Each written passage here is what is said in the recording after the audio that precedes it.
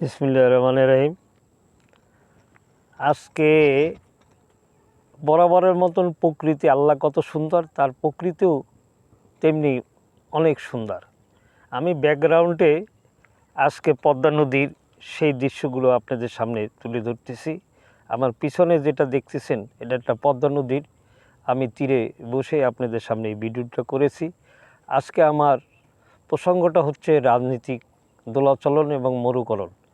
এই রাজনীতি মানেই হচ্ছে সত্য কথা কয়জন কোন রাজনৈতিক দলের ভিতরে পাবেন। একমাত্র যারা মানবিক, ইসলামকে যারা লালন করে, ন্যায় ইনসাফ, তারা ছাড়া যতগুলো রাজনৈতিক দল আছে সব মিথ্যা, দুর্নীতি, চাঁদাবাজি এবং ধর্ষণ, যত আকাম পৃথিবীতে যত বাজে আল্লাহর হারাম কাজের সাথে সম্পৃক্ত এইসব রাজনৈতিক দলের ব্যক্তি এবং এমপিরা।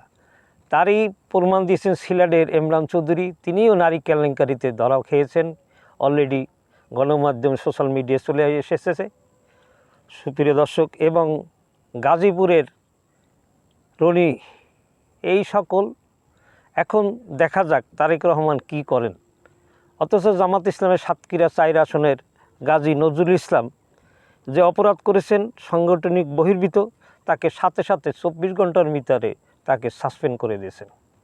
এর নামে হচ্ছে ন্যায় বিচারক। সেই উমারের মতন শাসক যদি যে দেশে প্রতিষ্ঠিত না হয়, তার দৃষ্টান্ত রেখেছেন উমারের উত্তরসূরি ডাক্তার শফিকুর রহমান, জামাতের যিনি লিডার, সর্বোচ্চ যে আমিরে জামাত, তিনি সারা বিশ্বে আজকে নন্দিত, প্রশংসিত হচ্ছেন। শুধু তার একগ্রতা এবং ন্যায়নিষ্ঠা, মানে স্বচ্ছতা, এক কথা তাদের ভিতরে পাওয়া যায়। আর যত রাজনৈতিক দলগুলো আছে সব কিছুর ভিতরে আজকে যারা, অথচ আমরা বলি সেই সকল, আমি রাজনীতির কথা কি বলবো, সেই রাজনীতিকের বাংলাদেশে সেই এই 55 বছরের মানুষের অধিকারের কথা বলে, ফুলজুরির কথা বলে, বাস্তবে ক্ষীণ। তারা কথা রাখে না, সেটা যে ক্ষমতা দিয়ে তারা লুটপাট, শত শত কোটি টাকার লোপাট হয়, হাজার হাজার কোটি টাকা। এই সকল নিয়েই আজকে জুলাই চার্টারকে নিয়ে যারা এখানে বলছে সংস্কার এবং সংশোধন, এর দুইটা পার্ট। আপনি এখন সংস্কার এবং সংশোধন আপনি কোনটা চান, অথচ সেটা নিয়ে এখন তালবানা শুরু করেছেন। এটাকে নিয়ে আজকে সারা দেশে জামাত ইসলামী যেগুলো মহাসমাবেশে ডাক দিয়েছেন বিভাগীয় পর্যায়ে, তার next Bharat Dhaka long March এবং মহাসমাবেশ এখান থেকে হবে। এখান থেকেই সরকারের এই জুলাই বাস্তবায়নের, মানে বাস্তবায়ন না করে ঘরে ফিরবেন না, এইরকম একটি গুঞ্জন শোনা যাচ্ছে রাজনৈতিক ময়দানে। আগামীতে সেইভাবে জামাত ইসলামী তার আটগট নিয়েই তারা মাঠে নামবেন। সুপ্রিয় দর্শক, আমি তালুকদার আব্দুল হান্নান।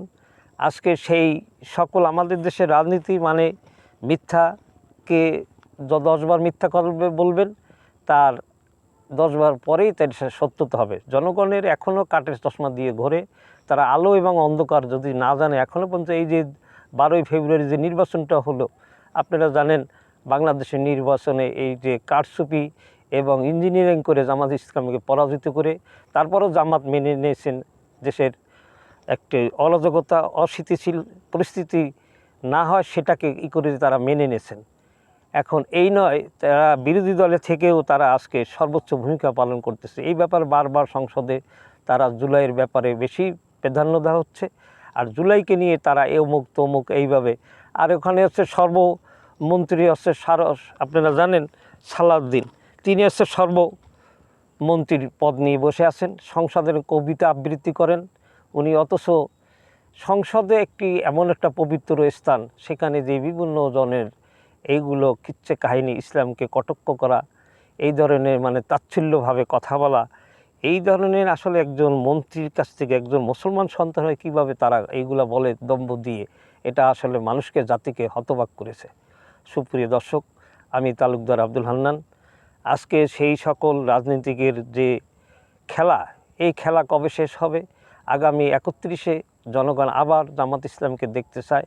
তারা এককভাবে ক্ষমতা যে পর্যন্ত মানুষের এই হাওয়া ক্ষমতা, রাষ্ট্রীয় ক্ষমতা যে পর্যন্ত না তারা আসীন হবে, সে পর্যন্ত মানুষের ন্যায় ইনসাফ আর যেটাই বলেন না কেন, দুর্নীতি, চাঁদাবাজি, খুন, ধর্ষণ, এটার অবসান হবে না।